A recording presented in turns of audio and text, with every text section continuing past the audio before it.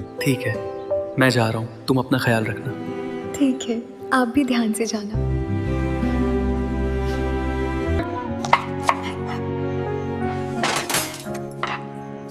भाभी, मुझे आपसे कुछ कहना है। हाँ बोलो रोहन, क्या बात है? भाभी, आज दोपहर मैंने सब देख लिया था जब आप साड़ी लेने गई थी। तुम ये क्या कह रहे हो रोहन? तुमने ऐसा क्यों किया? ये तो बहुत गलत बात है। भाभी, मैं जानता हूँ ये गलत है, लेकिन मैं मदद नहीं कर पाया। आप बहुत खूबसूरत हैं भाभी। रोहन, ये तुम क्या बोल रहे हो? शर्म नहीं आती तुम्हें? मैं तुम्हारी भाभी हूँ, मैं तुम्हें अपना छोटा भाई मानती हूँ, तुम ऐसा कैसे कर सकते हो? भाभी, क्या आपको अकेला महसूस नहीं होता? भैया इतने दिनों तक बाहर रहते हैं, 2-3 महीने में एक बार ही घर आते हैं। रोहन, तुम बहुत गलत कर रहे हो। अभी इसी वक्त अपने कमरे में जाओ, मैं ये सब नहीं सुनना चाहती हूँ।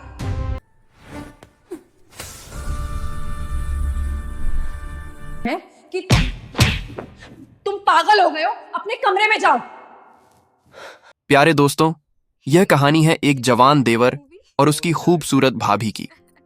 एक ऐसी कहानी जो आपको सोचने पर मजबूर कर देगी कि रिश्तों की मर्यादा कितनी जरूरी होती है और कैसे एक पल की गलती पूरी जिंदगी बर्बाद कर सकती है।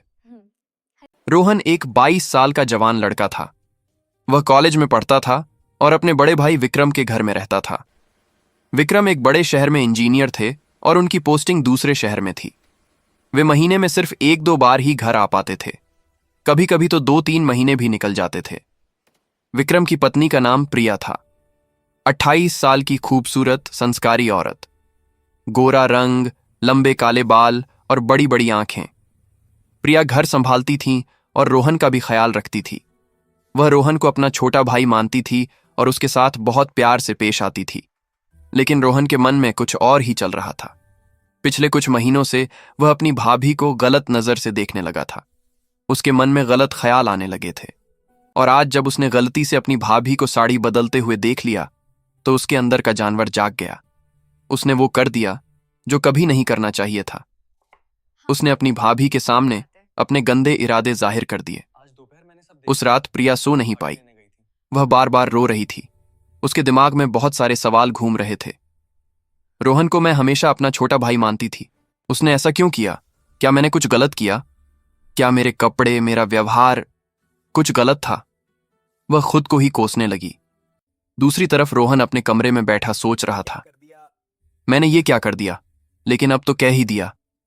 देखते हैं आगे क्या होता है। शायद भाभी भैया से कुछ कहेगी या शायद वो मेरी बात सोचेंगी। उसके मन में अजीब सी उम्मीद जग गई थी। अगले दिन सुबह घर में अजीब सी खामोशी थी। प्रिया ने रोहन से बात नहीं की। नाश्ता बनाकर टेबल पर रख दिया और अपने कमरे में चली गई। रोहन समझ गया कि भाभी उससे नाराज हैं, लेकिन उसके मन में अभी भी वही गंदे ख्याल चल रहे थे। पहर को जब रोहन कॉलेज से वापस आया तो उसने देखा कि भाभी छत पर कपड़े सुखा रही थीं। वह धीरे से छत पर चला गया। भाभी, कल रात की बात के लिए माफी चाहता हूं, लेकिन मैंने जो कहा वो सच था। आप सच में बहुत खूबसूरत हैं। प्रिया ने उसकी तरफ देखा भी नहीं, बस चुपचाप कपड़े सुखाती रही। भाभी, मुझे पता है आप नाराज हैं, लेकिन क्या आप कभी सोचती हैं कि भैया को आपकी परवाह है भी या नहीं? वो महीनों घर नहीं आते। आप इतनी खूबसूरत हैं फिर भी अकेली बैठी रहती हैं। क्या ये सही है? अचानक प्रिया ने पलटकर रोहन के गाल पर एक जोरदार थप्पड़ मारा। बस, बहुत हो गया। तुम्हारी हिम्मत कैसे हुई ये सब कहने की? मेरे और तुम्हारे भाई के रिश्ते में बोलने का हक तुम्हें किसने दिया? हाँ, तुम्हारे भाई बाहर रहते हैं। हाँ, मैं अकेली रहती हूं, लेकिन इसका मतलब ये नहीं कि मैं अपनी मर्यादा भूल जाऊं। प्रिया की आवाज में दर्द था, गुस्सा था और आंसू थे। तुम जानते हो रोहन, मैं तुम्हें अपना देवर नहीं, अपना छोटा भाई मानती थी। जब तुम पहली बार इस घर में आए थे, सिर्फ 16 साल के थे।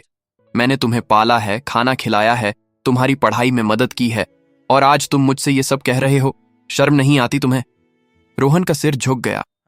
पहली बार उसे अपनी गलती का एहसास होने लगा था, लेकिन वह अभी भी पूरी तरह से नहीं समझ पाया था। भाभी, मैं समझता हूं, लेकिन कोई लेकिन नहीं रोहन, प्रिया ने बीच में ही टोक दिया। अगर आज के बाद तुमने ऐसी कोई हरकत की तो मैं तुम्हारे भाई को सब कुछ बता दूंगी और मैं तुम्हें इस घर से निकलवा दूंगी, समझे? वह दिन बहुत भारी था दोनों के लिए। प्रिया रोती रही। वह सोच रही थी कि उसने कहाँ गलती की। क्या उसका रोहन के साथ दोस्ताना व्यवहार गलत था? क्या उसे ज्यादा सख्त होना चाहिए था? अगले कुछ दिन बहुत तनाव भरे रहे। प्रिया रोहन से बात नहीं करती थी, सिर्फ जरूरी चीजें, खाना, कपड़े, बस इतना ही। रोहन भी चुपचाप अपने काम में लगा रहता, लेकिन रोहन के मन में अभी भी वही गंदे ख्याल चल रहे थे। वह सोचता रहता, भाभी ने मना तो कर दिया, लेकिन शायद अंदर से वो भी अकेली हैं। शायद समय के साथ वो समझ जाएंगी। एक रात रोहन की हिम्मत फिर से बढ़ गई। वह भाभी के कमरे के बाहर खड़ा हो गया। दरवाजा थोड़ा खुला था, भाभी सो रही थीं। रोहन धीरे से अंदर जाने लगा, लेकिन तभी अचानक उसके फोन पर एक कॉल आई। भैया का फोन था। हेलो भैया। रोहन ने घबराहट में फोन उठाया। रोहन, सब ठीक है ना? प्रिया ठीक है ना? मैं कल घर आ रहा हूं, 2 महीने हो गए। रोहन का दिल जोर से धड़कने लगा।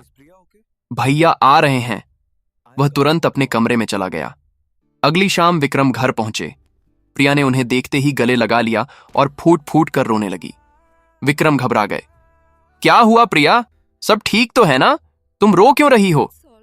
प्रिया कुछ नहीं बोली, बस रोती रही। विक्रम ने उसे चुप कराया और बैठाया। बताओ, क्या हुआ है? प्रिया ने हिचकिचाते हुए सब कुछ बता दिया। रोहन ने क्या किया, क्या कहा, सब कुछ। विक्रम को विश्वास नहीं हो रहा था। रोहन ने, मेरे भाई ने ऐसा किया। विक्रम का गुस्सा 7वें आसमान पर पहुंच गया। वे तुरंत रोहन के कमरे में गए। रोहन डर से कांप रहा था। विक्रम ने उसकी कॉलर पकड़ ली। तूने ये क्या किया? तेरी हिम्मत कैसे हुई? वो तेरी भाभी है, मेरी पत्नी है। तूने मेरे भरोसे को, इस घर की इज्जत को मिट्टी में मिला दिया। विक्रम ने रोहन को 2-3 जोरदार थप्पड़ मारे। रोहन रोने लगा। भैया माफ कर दो, मुझसे बहुत बड़ी गलती हो गई। मैं नहीं जानता था मुझे क्या हो गया था। बस कल सुबह तू इस घर से चला जा। मैं तुझे अपने घर में नहीं रखना चाहता। जा, अपने माँ बाप के पास चला जा। उस रात पूरा घर रोया। प्रिया अपने कमरे में रो रही थी। उसे लग रहा था कि उसकी वजह से 2 भाइयों में दरार आ गई। रोहन अपने कमरे में रो रहा था। उसे अपनी गलती का एहसास हो गया था और विक्रम हॉल में बैठे सोच रहे थे कि उन्होंने कहाँ गलती की। अगली सुबह रोहन जाने के लिए तैयार हो गया। उसका बैग पैक था। वह विक्रम और प्रिया के सामने गया, उसके घुटने टेक दिए। भैया, भाभी, मुझे माफ कर दीजिए। मुझसे बहुत बड़ी गलती हो गई। मैं जानता हूं कि मैं माफी के काबिल नहीं हूं, लेकिन प्लीज मुझे एक मौका दीजिए। मैं अपनी जिंदगी भर इस गुनाह का प्रायश्चित करूंगा। प्रिया की आंखों में आंसू आ गए। उसका दिल तो पिघल रहा था, लेकिन वह जानती थी कि सख्ती जरूरी है। विक्रम ने कड़े शब्दों में कहा, तू जा यहां से, और हां, ये समझ ले कि भाभी, बहन, मां, ये रिश्ते बहुत पवित्र होते हैं। इन रिश्तों को गंदी नजर से देखना सबसे बड़ा पाप है। आज तू जा रहा है, लेकिन ये सबक अपने साथ ले जा। रोहन घर से चला गया। वह अपने माँ बाप के गांव चला गया। वहां उसने अपनी गलती के बारे में सोचा। उसे समझ आया कि उसने कितनी बड़ी गलती की थी। उसने एक पवित्र रिश्ते को गंदा कर दिया था। प्रिया और विक्रम ने भी बहुत सोचा। विक्रम को एहसास हुआ कि उन्होंने अपनी पत्नी को बहुत अकेला छोड़ दिया था। उन्होंने फैसला किया कि अब वे अपनी जॉब बदलेंगे और घर के पास ही काम ढूंढेंगे। प्रिया को अकेला छोड़ना सही नहीं था। 6 महीने बाद रोहन ने भैया और भाभी को एक लेटर लिखा। उस लेटर में उसने अपने दिल की बात लिखी। भैया, भाभी, मैं जानता हूं कि मैंने जो किया वो कभी माफ नहीं हो सकता, लेकिन मैं बदल गया हूं। मैंने अपनी गलती से सबक लिया है। मैंने समझ लिया है कि रिश्तों की मर्यादा क्या होती है।